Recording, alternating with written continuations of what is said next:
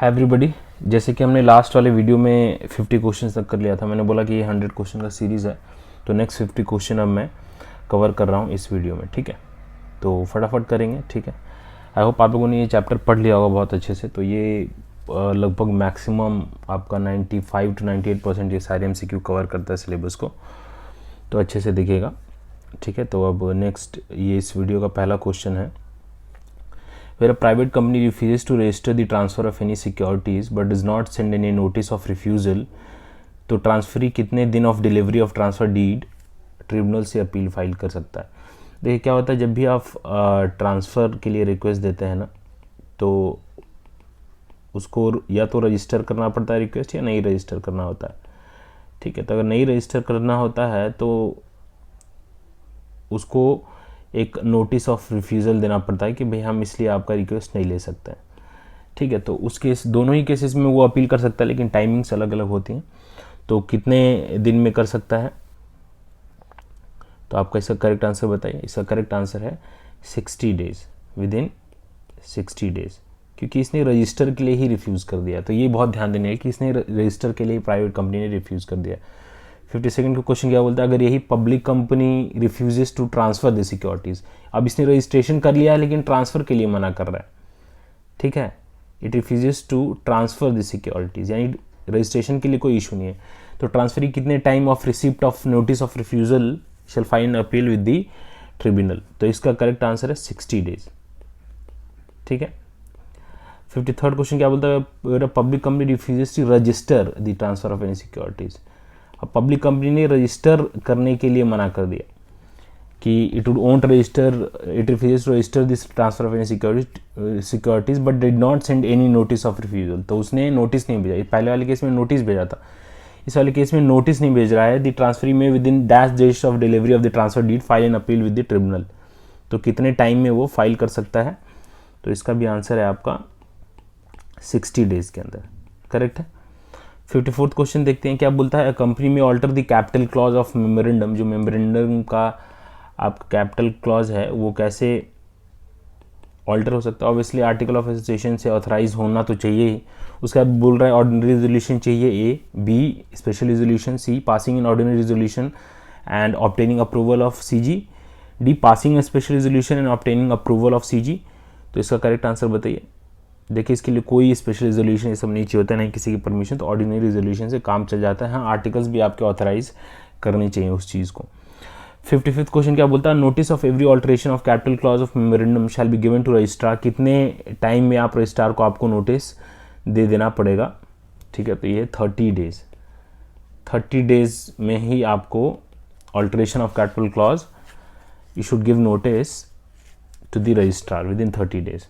56 question क्या बोलता है, one of the modes of alteration of capital clause of memorandum is to consolidate and divide the share capital.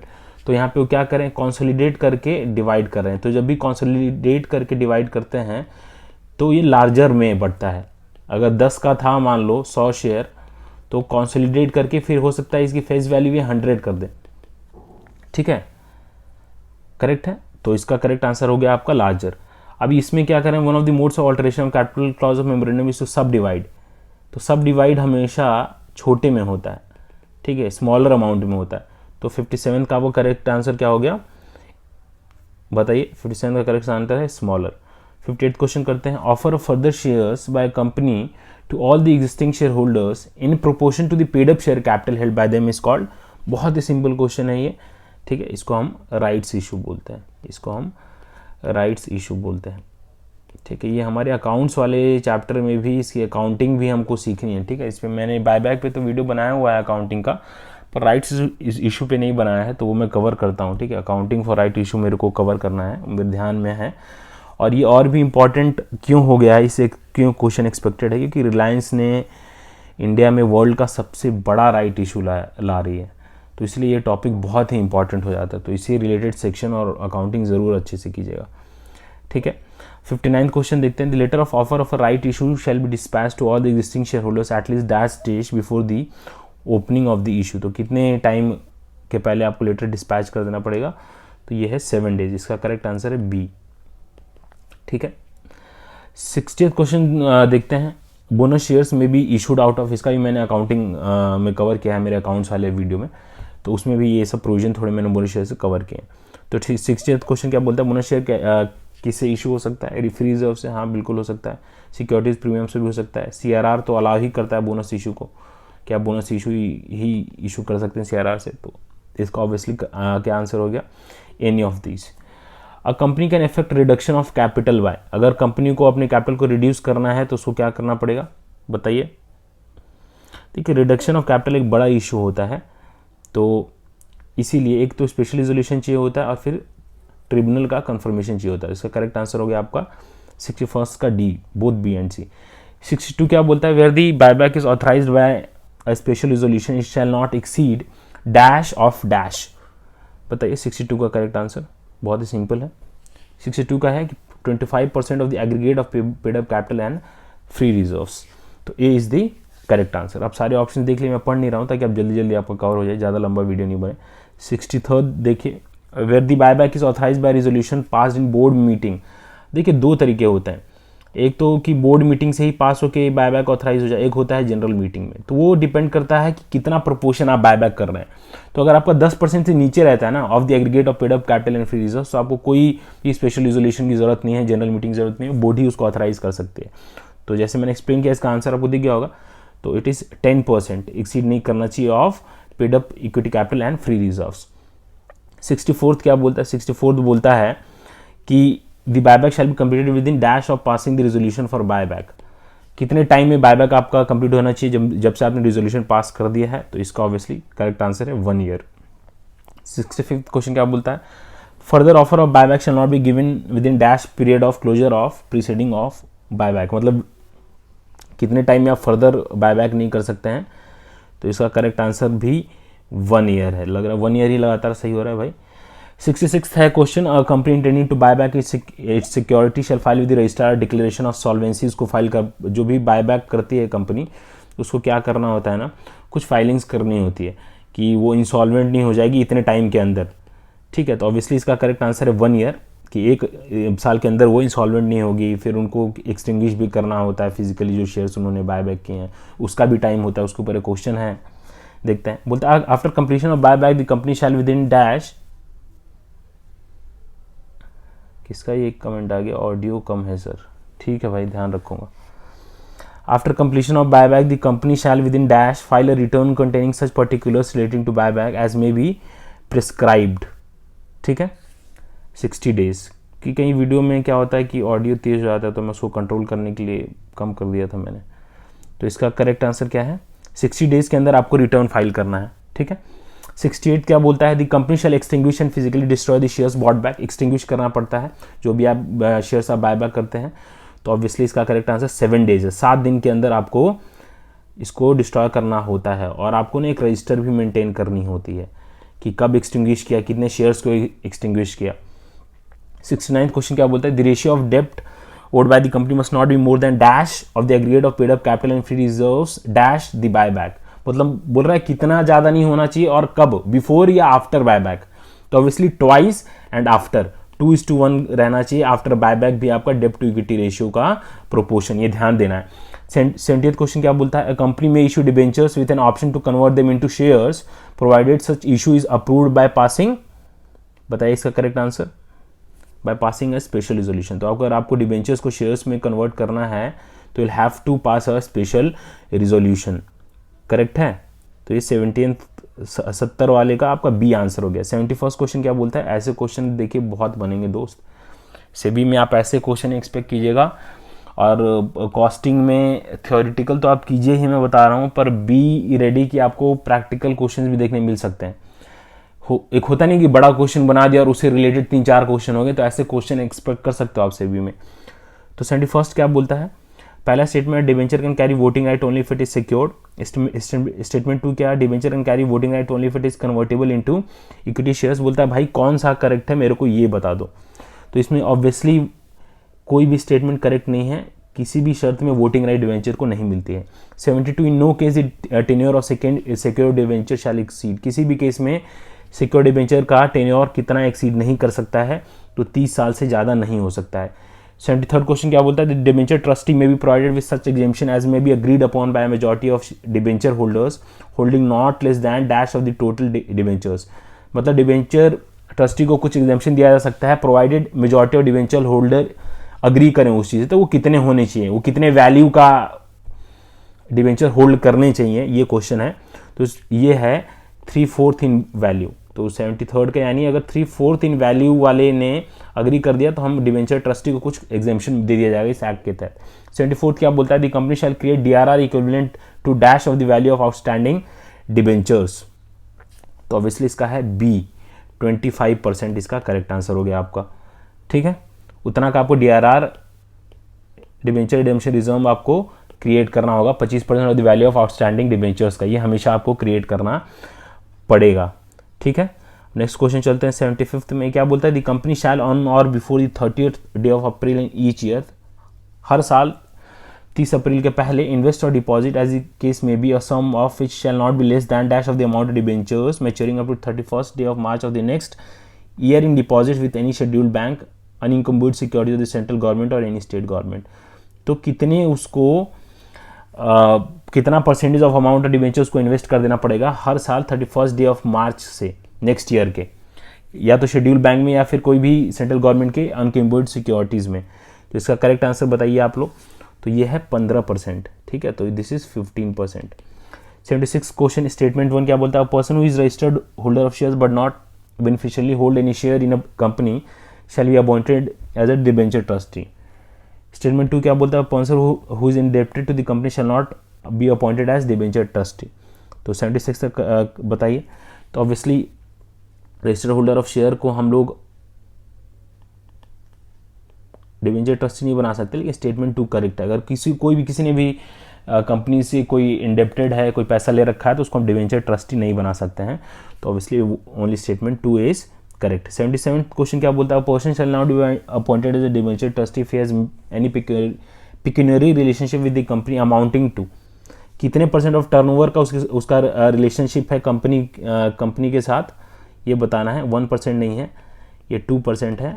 और ये अगर आपको याद आ रहा होगा, ये थोड़ा थोड़ा मिलजुल रहा है आपका इंडिपेंडेंट डायरेक्टर वाले सेक्शन से। ठीक है, इंडिपेंडेंट डायरेक्टर का आप जब देखेंगे ना, तो उससे भी ऐसा ही है। 2% और more of its gross turnover से ज़्यादा का रिलेशनशिप नहीं होना चाहिए, और टोटल इनकम ऑफ 50 लाख। ठीक है, तो अगर इससे ज़्यादा का अगर आपका रिलेशनशिप रहा है प्रीसीडिंग फाइनेंशियल ईयर में या फिर करेंट फाइनेंशियल ईयर में, तो आप डिबेंचर ट्रस्टी नहीं बन सकते हैं, याद रखिएगा ये चीज़। 2% ऑफ टर्नओवर और 50 लाख इन अमाउंट। 78 क्वेश्चन क्या बोलता है, a person shall not be appointed as a debenture trustee if he or is relative of dash or any person who is in the employment of the company. ठीक है, तो इसका correct answer क्या है 78 का बताइए। किसी मेंबर का रिलेटिव है या तो डायरेक्टर और की पर्सनल मैनेजर, तो इसका आपका करेक्ट आंसर हो गया सी, करेक्ट है। 79th क्वेश्चन देखते हैं, ये क्या बोलता है, a meeting of all the debenture holders shall be convened by the debenture trustee on requisition in writing signed by debenture holders holding at least dash in value of the debenture for the time being outstanding. बोल रहा है कि जो meeting of all debenture holders shall be convened by the debenture trustee, और कितने लोग sign करके उसको देंगे तब ऐसा होगा। तो ये इसका करेक्ट आंसर कम से कम 1/10, तो इसका बी है correct answer. 1/10 value of debenture holder जब ये लिख के देंगे तो एक मीटिंग ऑफ डिबेंचर होल्डर्स को बुलाया जाएगा, जो कि डिबेंचर ट्रस्टी बुलाएगा। 80th क्वेश्चन क्या है, डैश में issue secure debentures for a period exceeding 10 years but not exceeding 30 years। तो ये है इंफ्रास्ट्रक्चर फाइनेंस कंपनीज। ठीक है, 81 क्वेश्चन क्या बोलता है, डैश में issue secure debentures for period exceeding 10 years but not exceeding 30 years। बताइए, तो ये भी कर सकती है। इंफ्रास्ट्रक्चर डेब्ट fund non bank financial company ये भी कर सकती है। इंफ्रास्ट्रक्चर एनबीएफसी जो होती है वो कर सकती है। Companies permitted by ministry of ये भी कर सकती है, और या फिर एनी ऑफ दिस। तो इसका करेक्ट आंसर हो गया एनी ऑफ दिस। ठीक है, तो आप देख सकते हैं इसमें वैसा ऑप्शन नहीं था, तो इसलिए इसमें इंफ्रास्ट्रक्चर फाइनेंस कंपनीज करेक्ट हो गया था। 82nd क्वेश्चन क्या बोलता है, The secured debenture shall be secured by the creation of a charge on the assets of dash having a value which is sufficient for the due repayment of the amount of debenture and interest thereon। बताइए इसका correct answer 82 का। तो इसका correct answer है या तो company पर, या तो कंपनी के एसेट्स पे आप चार्ज क्रिएट कर दीजिए, या फिर इसके सब्सिडियरी या होल्डिंग कंपनी पे, या फिर उसके एसोसिएट कंपनी पे। तो any of this correct answer गया। तो सिक्योर्ड डिवेंचर में ऑब्वियसली आपको चार्ज क्रिएट करना पड़ेगा ना किसी एसेट्स में, तभी तो वो सिक्योर्ड कहलाएगा, ठीक है। और जो भी जिस भी एसेट पे आप सिक्योर कर रहे हैं या फिर चार्ज क्रिएट कर रहे हैं, उसकी वैल्यू हमेशा जितना डिबेंचर से और इंटरेस्ट मिला के देना है उससे ज्यादा होना चाहिए, ठीक है। 83rd क्वेश्चन क्या बोलता है, where a company makes an offer to its member exceeding dash in number, the appointment of one or more debenture trustee is mandatory, ठीक है। तो कम से कम 500, अगर company makes an offer to its member exceeding 500 in number, तो appointment of one or more debenture trustee is mandatory, ठीक है। 84th क्वेश्चन क्या बोलता है, स्टेटमेंट 1 क्या है, where company issues a prospectus the appointment of one or more debenture trustee is mandatory. Statement 2 क्या बोलता है, where company makes an offer or invitation to public the appointment of one or more debenture trustee is mandatory. तो आपको correct statement बताना है क्या है, इसमें दोनों स्टेटमेंट करेक्ट है। अगर कंपनी प्रोस्पेक्टस इशू करती है तो appointment of one or more debenture trustee is mandatory, statement 2 भी आपका करेक्ट है। 85th क्वेश्चन क्या बोलता है, एनी होल्डर ऑफ सिक्योरिटीज में make a nomination bye filing form number. बताइए कोई भी नॉमिनेशन कौन से फॉर्म नंबर को फाइल करके कर सकता है, तो ये बहुत इंपॉर्टेंट है, ये है इसका SH13 फाइल करना पड़ेगा उसको।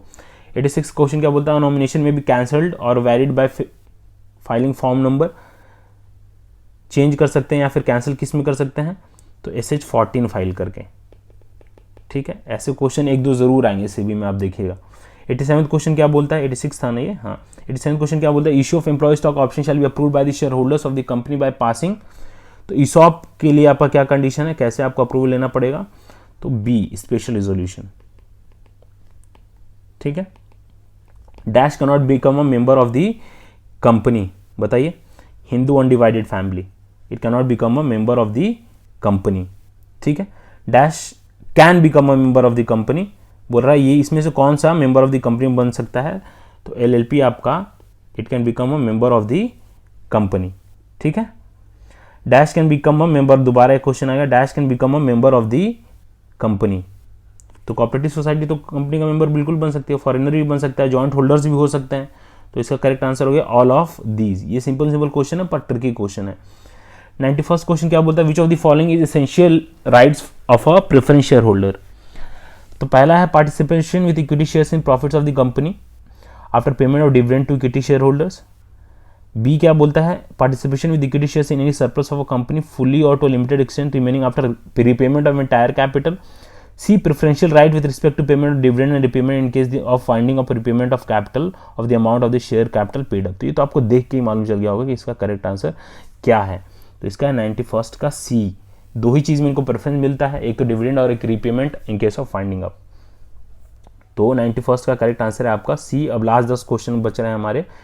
तो 92 क्वेश्चन क्या बोलता है, in case of prescribed class of companies whose financial statement comply with AS prescribed under 133। अगर 133 के अंदर एएस प्रिस्क्राइब्ड है, वो कंपनी फॉलो करती है, तो प्रीमियम पेबल और रिडेम्पशन में भी प्रोवाइडेड फॉर। तो प्रीमियम जो भी आप रिडीम करेंगे वो कहाँ से आपको देना पड़ेगा, तो it should be out of the profits of the company, ठीक है, करेक्ट है।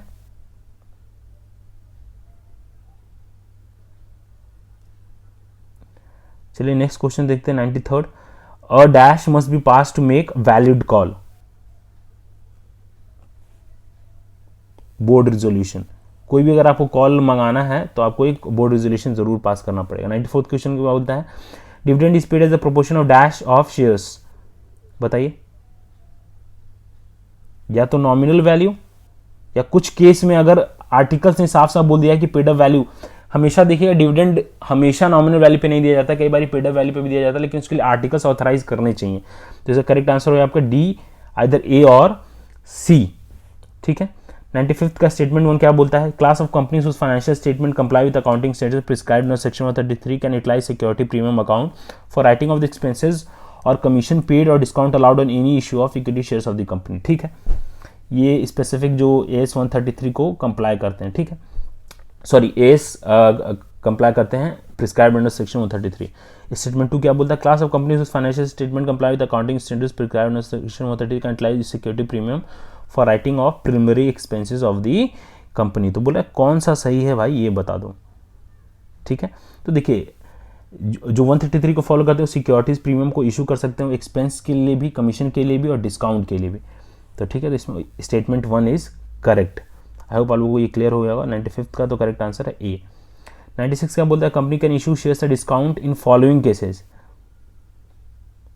पहली बात तो देखिए कभी भी शेयर्स को ना डिस्काउंट पे इशू करना अलाउ नहीं होता, ऑब्वियसली से एक्सेप्शंस हैं, ठीक है। तो issue of sweat equity shares exception में आता है, तो आप स्वेट इक्विटी को आप डिस्काउंट में इशू कर सकते हैं, उसमें कोई इशू नहीं है।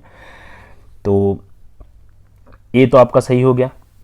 फिर क्या बोलता है issue of shares at a discount to its creditors when its debts is converted into shares in pursuance of any statutory resolution plan or डेब्ट रिस्ट्रक्शन। जब भी ऐसा सिचुएशन आता है या आरबीआई ऑथराइज करती है तो आप उसको कर सकते हैं।